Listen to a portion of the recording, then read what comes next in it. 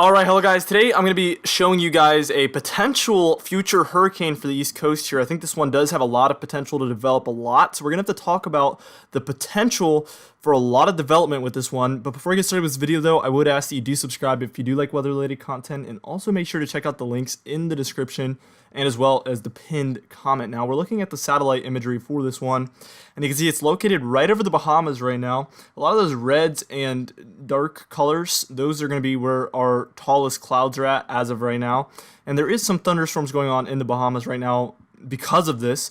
We're going to see this move generally towards the northwest and then head up the coast. So we're going to talk a little bit more about that as the video goes on. Make sure to stay tuned for the end of this video because you will see my official forecasted track for this one at the end of the video.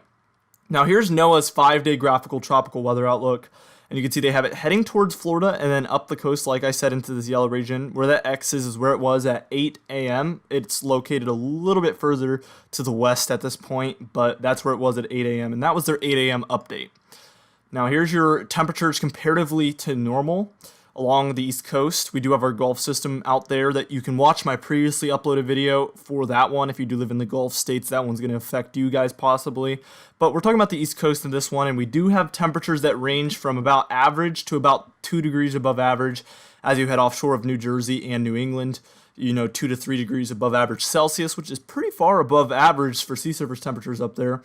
And as we look at the actual temperature, you can see there's low to mid 80s along the East Coast until you get to about offshore of New Jersey, southern New England. That's when it heads more into the 70s, but still we have a lot of room for development out here, and this is well warm enough temperatures for tropical development along the East Coast. Now also, here's your wind shear. You can see there's not a lot of wind shear at all going on along the East Coast, so that's not really going to interfere with this system whatsoever. It won't have to battle any amount of shear whatsoever, which is bad news as far as development is concerned. Really what we can hope for as far as development, and this might sound weird, if it actually makes impact with Florida, that's going to be the best case scenario, because that's going to really limit the development if it makes landfall early on, and it would only bring a lot of rain. It wouldn't really bring a lot of winds. But if it doesn't impact Florida, this one could develop into something a little bit more major.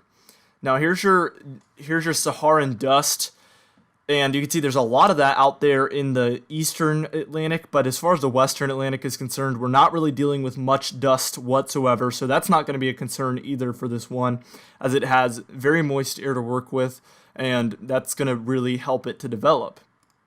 Now here's your tropical intensity index. I always show this one. We have red along the entire southeast coast there, and that's highly favorable conditions. So again, this one can just take off and develop as much as it really wants to or is capable of. But as of right now, it looks like the sky's the limit with this one, and it can really develop to a pretty strong hurricane in my opinion. This one could be one of, I think, the second Atlantic hurricane of the year. I think that this one has the potential to be that. Now, here's your ECMWF probability of tropical depression. You can see, so this is from Wednesday till Saturday. We do have a 40 to 50% chance of seeing this one become a depression within that point. According to the ECMWF, that's what those light green colors indicate. So in between Bahamas and Florida, we do have a 40 to 50% chance of tropical depression development. Also note that right offshore of Africa out there, we could have our next wave that we might need to start making videos about soon, as that one's going to be our next concern after this one, obviously. Now, as you see, it heads offshore of South Carolina, North Carolina, Virginia, and that's regardless of if it hits Florida or not. If it doesn't hit Florida, there is more chance of development later on, but either way, it's going to curve back out east and then likely be offshore of South Carolina, North Carolina, and Virginia. And again, in those yellow colors that are starting to show up within that light green shade, that's 50 to 60% chance of tropical depression development. Now, we are going to take a look at our tropical storm development odds for, I think, a similar hour. This is Saturday to Tuesday. And you can see this is within that dark purple shade, that's 10 to 20. The blue shade, that is 20 to 30. And then that green shade where there's a few dots within that, that is 30 to 40% chance. So as of right now, they're kind of lowballing it. That's what we usually see with these. We don't usually see them calling for like strong chances of tropical storm or hurricane development right off the bat. They kind of develop as, they kind of intensify as it develops, and they start to call for stronger and stronger. They usually don't call for much development early on, and they kind of go as it develops.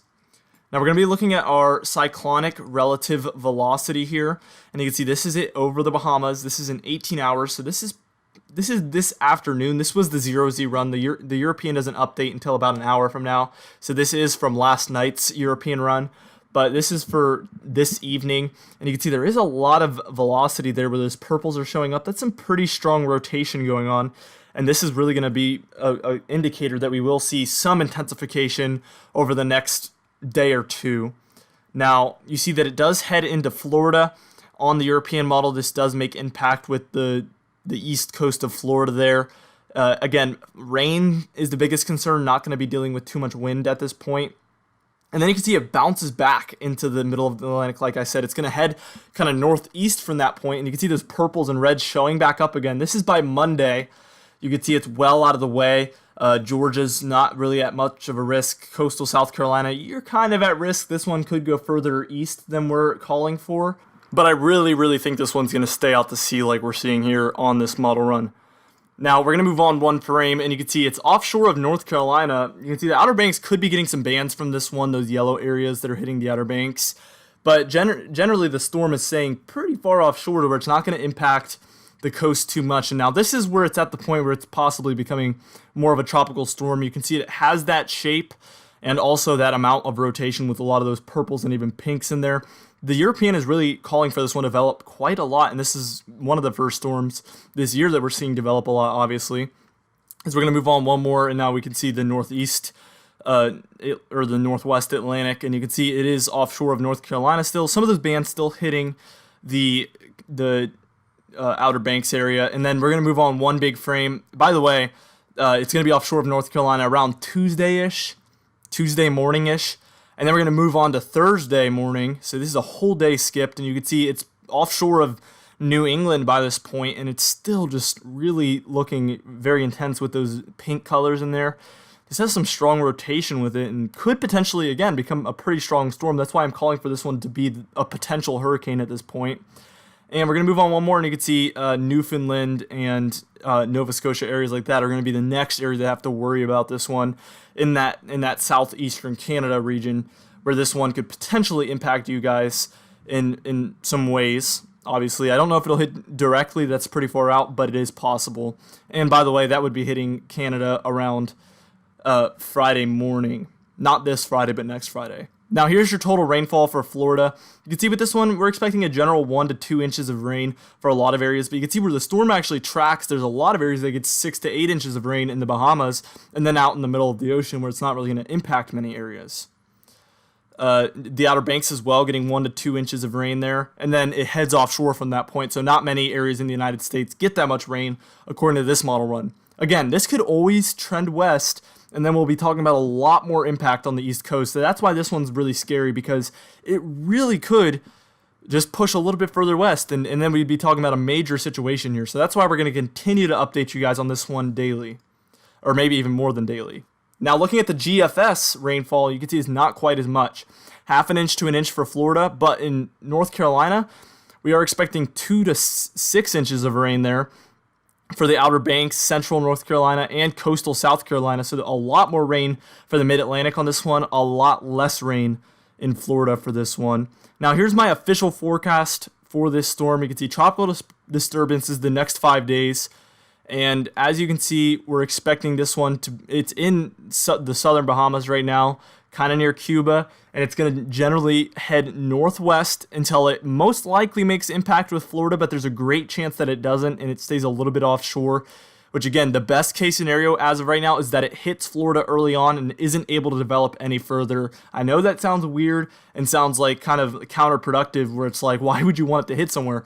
Well, that's really going to limit the development, because it's always possible that it hits somewhere later on. So if it hits Florida now, it'll really limit that development. If it stays offshore, it'll likely develop more and more. You can see it is possible that it does hit the coast of Georgia. It is possible that it hits the coast of South Carolina, but it's far more likely that it stays well offshore of those regions.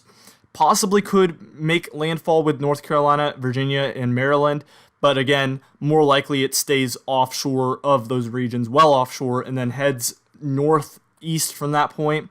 and we'll have to continue to update you guys on this one because this looks like it's going to be more than a 1 week type system. We could be talking about this one for up to 2 weeks as it heads up the northeast coast.